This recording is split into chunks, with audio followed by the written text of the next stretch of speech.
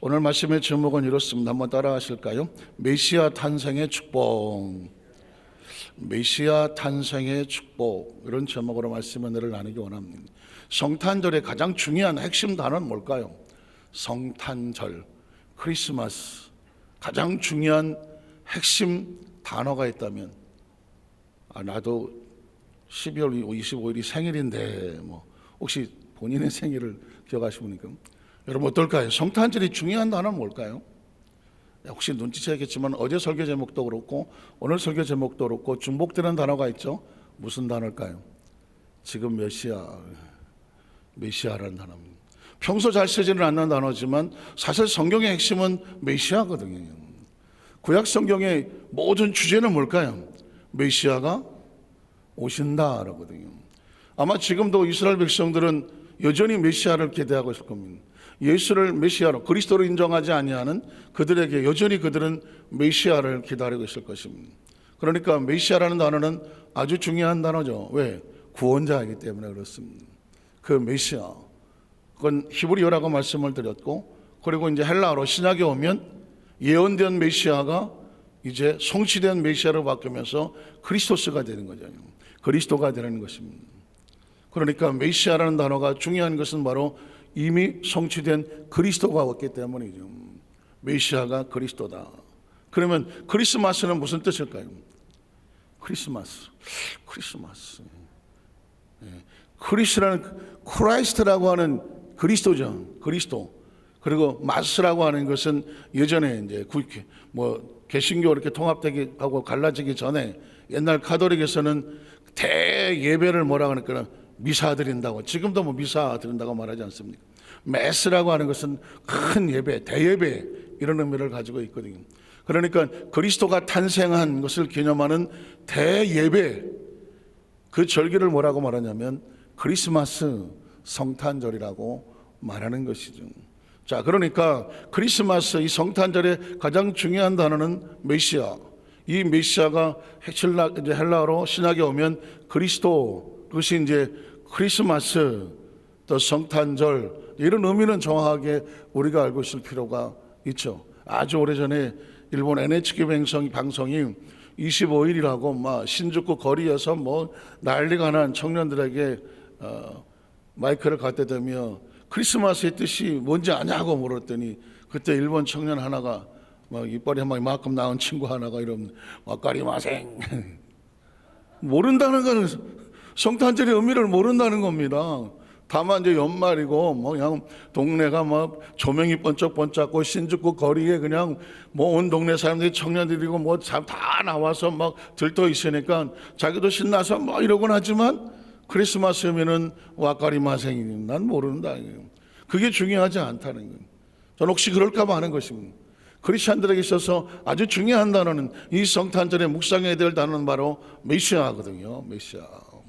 그래서 저는 예언된 메시아는 오다 가다 우연히 걸러든 어떤 그런 존재, 막연한 뜬구름 같은 존재가 아니라 정확하게 하나님께서 인류의 구원을 약속하고 예언해 놓은 메시아.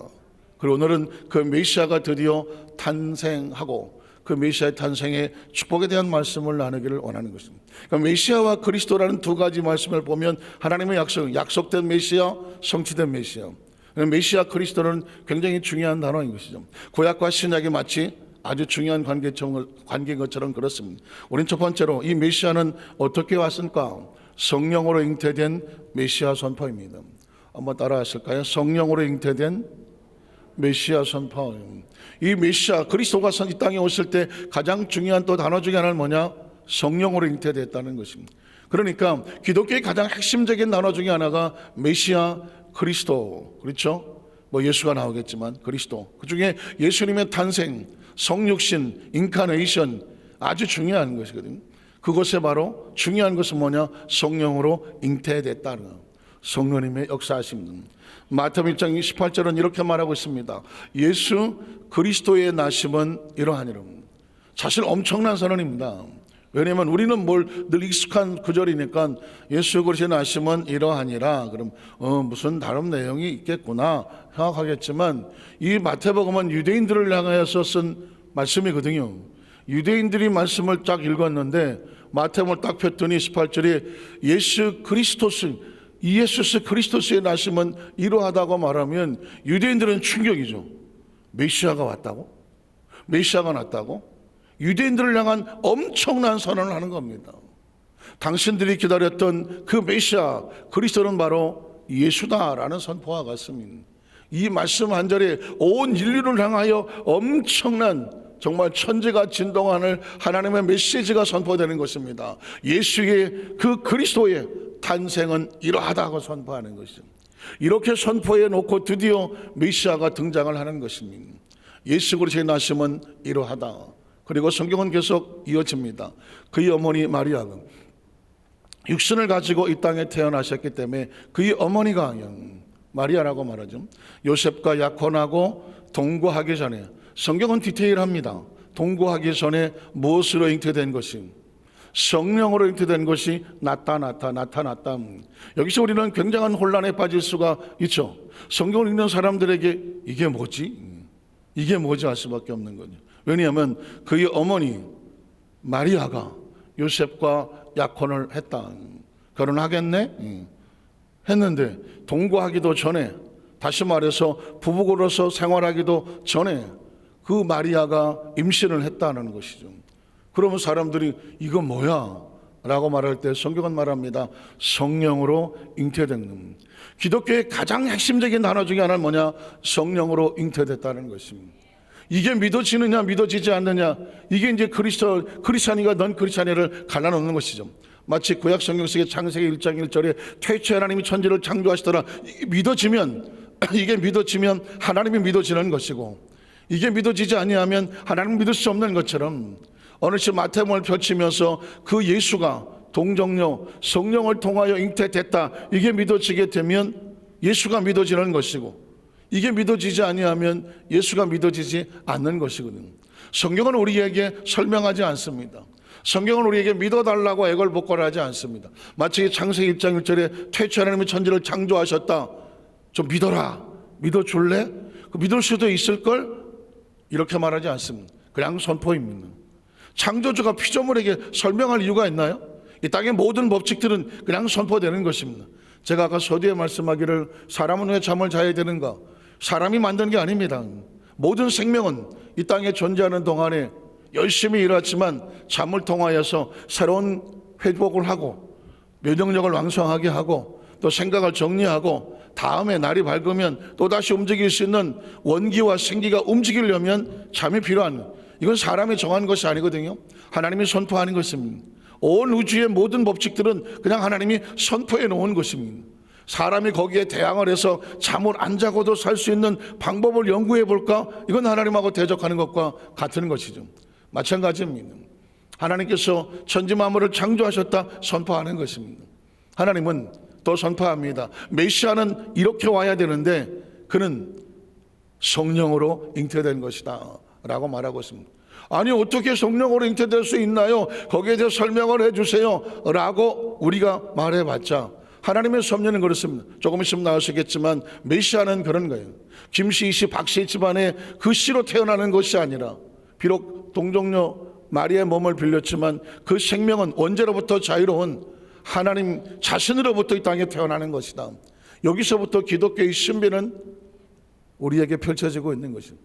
어떤 의미에서 보면 성경은 그냥 하나님의 신비입니다. 창세부터 계시록까지 하나님의 신비가 아닌 것이 있나요? 우리 눈으로 볼 때 그냥 이해가 되는 것은 없습니다. 그래서 신비하다고 말하는 것입니다. 그런데 신기한 것은 뭐냐면 그 신비한 것이 성령님께서 우리 안에 들어오셔서 역사하시면 그 신비한 것이 믿어진다는 것입니다. 그 신비한 것이 아주 자연스러워진다는 것입니다. 왜 그럴까요? 우리가 예수를 믿으면 신비로운 존재가 되기 때문에 그렇습니다. 예수를 믿으면 신비로운 존재, 하나님의 자녀가 되기 때문입니다. 성경에서 읽어봅니다. 성령으로 잉태된 것이 나타났더니 그의 남편 요셉은 의로운 사람이라. 의로운 사람이 뭘까요? 도덕적으로, 율법적으로, 행위적으로 모든 삶에 있어서 정도에 벗어나지 않는 사람, 이렇게 표현하죠. 자, 그랬는데 그를 드러내지 아니하고 가만히 끊고자 했다. 이게 이제 요셉의 자상함과 배려함과 심사숙고함이죠. 요즘 좀 많이 달라질 수가 있죠. 처녀가 잉태해도 할 말은 있다. 옛날 어른들 하셨던 말이지만 예전에 만약에 유대 이 시기에 한 여인이 결혼도 안 했는데 배가 나왔다 뭐 이렇게 돼버리면은 율법에 어겨서 막 더 가늠한 거다, 돌에 맞아 죽어야 돼, 뭐 이렇게 심판하시는 상황이거든요. 그럼 마리아를 보고 요셉이 고민을 하죠. 제가 그 전에 어느 그림을 보니까 요셉의 고민이라고 하는 그림이 있더라고요. 보니까 그냥 요셉이 그냥 방법이 없는 거예요. 아니 자기와 정혼한 여인이 배가 이만하게 나왔어. 이걸 어떻게 받아들여야 되죠? 어쩌면 이것은 요셉의 고민뿐만 아니죠. 하나님의 말씀에 기적을 앞에 두고 마리아가 배가 나왔는데 우리가 고민을 하는 것입니다. 요셉만 고민하는 것이 아니라 나도 고민되고 여러분도 고민되지 않겠습니까? 아니 동거하기 전에 마리아의 배가 불렀어. 요셉이 고민하는데 우리도 같이 고민해. 이거 어떡하지? 그래서 어떻게 합니까? 요셉이 그냥 조용히 가만히 소문내지 않고, 괜히 잘못 소문냈다가는 마리아가 돌에 맞아 죽을 수도 있으니까 요셉이 할 수 있는 최상의 배려예요. 우리는 여기서 사실은 성경을 대하는, 왜냐하면 요셉은 지금 이런 일이 왜 벌어졌는지를 알 수가 없기 때문에 그런 것이죠. 그러니까 이런 상황이 벌어졌을 때 이것을 해결하고 알려줄 수 있는 방법은 사람이 아니에요. 그건 하나님의 말씀 속에서 성령의 감동으로 우리에게 하나님의 신비를 열어주셔야 되는 것이거든요. 그래서 아까 제가 말씀드렸던 요셉의 고민이라고 하는 그 그림에 보면 요셉은 그냥 머리를 싸매고 이거 어떡하지 이러고 있는데 그 옆에 보면 뒤에서 천사가 가만히 요셉을 지켜보는 그런 그림이 제가 본 기억이 있습니다. 자, 오늘 성경에 보니까 요셉은 이제 가만히 끊고자 했죠. 그 다음 절에 보면 이 일을 시작할 때에 주의 사자가 현몽했다라는 거죠. 그의 사자가 꿈속에 나타나서 다윗의 자손 요셉아 내 아나 마리아 데려오기를 무서워하지 말아라, 염려하지 말아라, 걱정하지 말아라. 이유가 뭘까요? 그에게 잉태된 자는 무엇으로 된 것이다? 성령으로 된 것이다.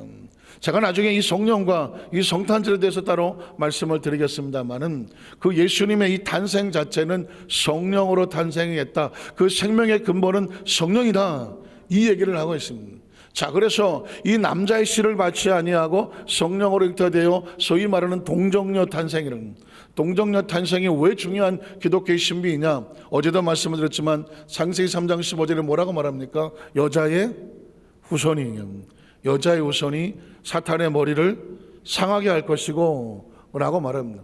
성경은 여자의 후손, 그러니까 이 우리는 뭐 여자의 후손, 남자의 후손 이런 단어가 헷갈릴 수가 있을지 모르겠지만 성경 속의 여자의 후손이라고 하는 것은 어느 남자의 씨를 받지 아니하고 성령으로 잉태되어 원죄가 없이 이 땅에 태어난, 그래야 어떻게 될까요? 온 인류의 죄를 짊어질 수 있는 대속자가 될 수가 있는 것입니다. 누군가의 빚을 갚아주려면 내가 빚이 없어야 되는, 자기도 빚이 있으면서 누구의 빚을 갚습니까? 자기도 죄가 있으면서 누구의 죄를 대신 갚아주겠다고 말하는 것입니다.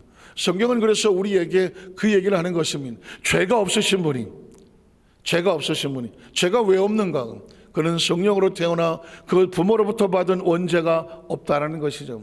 그것을 성경은 말하기 위해서 동정녀 탄생에 대한 이 비밀과 신비를 말하고 있다는 것이죠.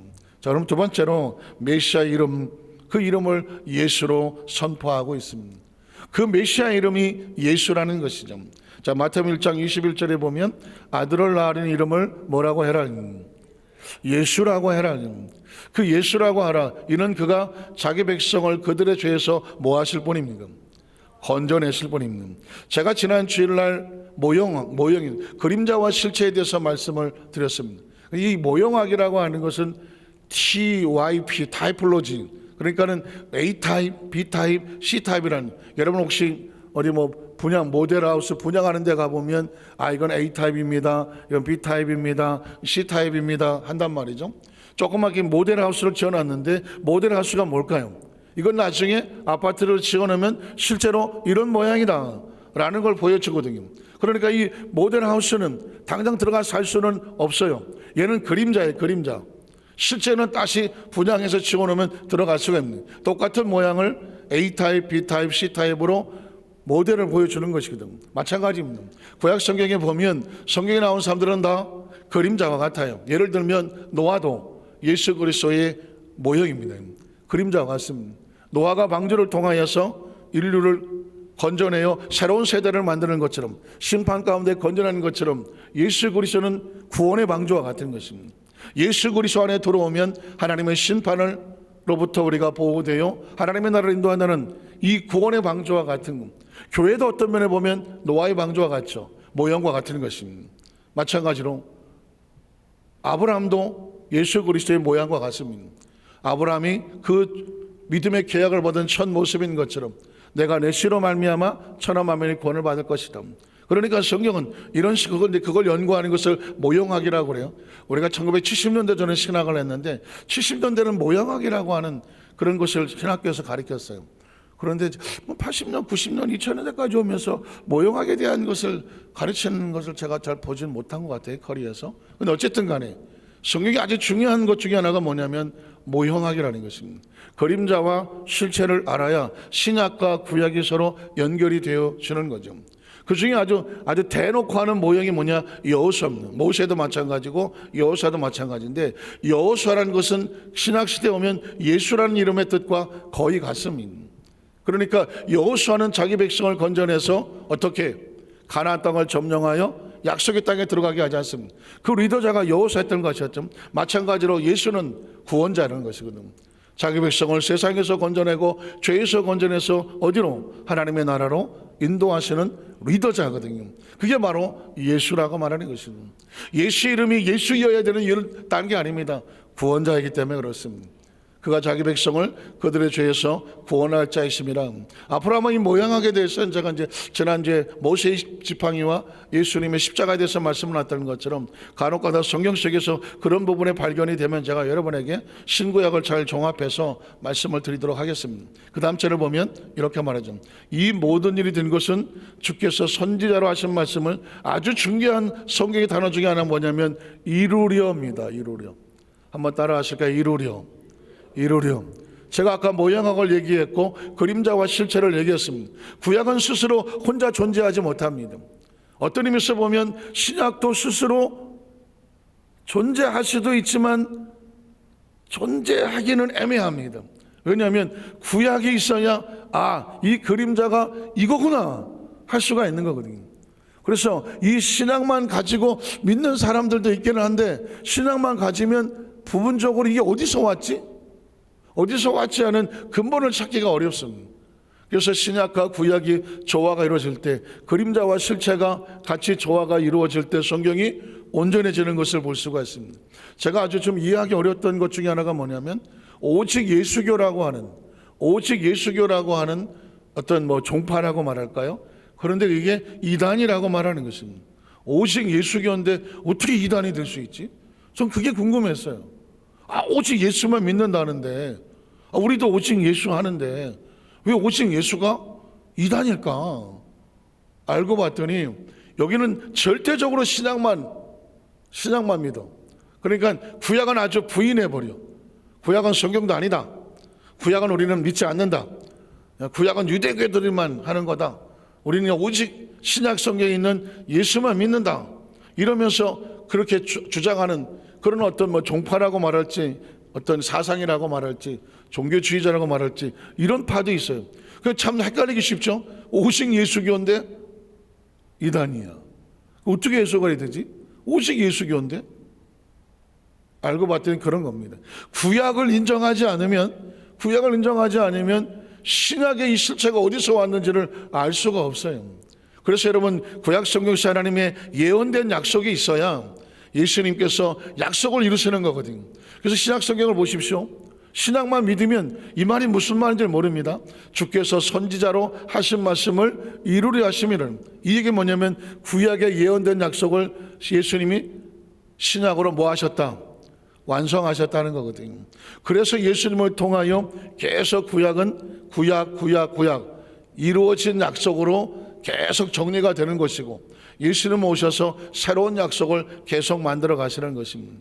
그래서 성경에 아주 중요한 단어 중에 하나가 뭐냐면 응하게 하렵니다, 이루려 하십니다. 이걸 아주 집요하게 기록해 놓습니다. 자, 이루려 하시면 뭐라고요? 구약의 것을 하나님 예수님께서 온전히 이루려 하십니다. 그 다음 절을 보면 보라 처녀가 잉태하여 아들을 낳을 것이요 그의 이름을 임마누엘이라 하리라 하셨으니 그것은 이를 번역한즉 하나님이 우리와 함께 계시다. 이 말이 예수님의 탄생으로 말미암아 어떻게 됐다? 이루어졌다. 완성됐다. 그럼 아까 그 말은 어디 있었느냐? 이사야 7장 14절에 보면 선지자, 아까 말한 선지자 누가 말했느냐? 이사야가 말했거든. 이사야가 뭐라고 말씀했냐면 그러므로 주께서 친히 징조를 너희에게 주실 것이라. 보라 처녀가 잉태하여 아들을 낳을 것이요 그 이름을 임마누엘이라래. 이게 예수님 탄생 적어도 900년 전 사건입니다. 900년 전에 이사야에게 하나님의 성령이 감동을 하셔서 너희에게 징조를 줄 것인데 처녀가 잉태하여 아들을 낳을 것이며 그 이름을 임마누엘이라 하리라. 그 당시 900년 전에 들었던 사람들은 이게 무슨 말인지 모르는. 그러나 이미 이 말씀은 이사야를 통해서 메시아의 탄생을 말하고 있는데 그 메시아가 탄생할 때 어떻게 할 것이냐? 처녀가 잉태하여 동정녀 탄생을 하고 성령이 잉태됨으로 말미암아 그가 태어날 것인데 그의 이름도 예언이 됐어. 그 이름은 뭐다? 임마누엘이다. 임마누엘의 뜻은 뭘까요? 하나님이 우리와 함께 하신다. 그러니까 크리스마스 성탄절에 메시아가 오시는 이유가 뭐예요? 하나님 우리와 뭐 하시려고? 함께 하시려고죠. 함께 하시려고. 그래서 크리스마스에 아주 중요한 단어는 메시아. 그의 오심은 구약이 예언된 것이, 약속된 것이 이루어진 것이며 그분은 왜 이 땅에 오셨는가? 우리와 함께 하시려고 하는 겁니다. 그리고 마지막에 예수님 승천하기 전에도 똑같은 말 하셨죠. 보라 내가 세상 끝날까지 너희와 항상 함께 있으리라. 오늘 저와 여러분 가운데 예수님의 탄생에 대한 의미를 가슴에 잘 새기시고 그분은 우리와 함께 계시고 지금도 계시고 우리 예배를 받으시고 우리의 삶을 이끌어 가시고 우리는 하나님의 나라 속에서 영원히 함께 할 것을 믿습니다. 기도하겠습니다. 하나님 아버지 감사합니다.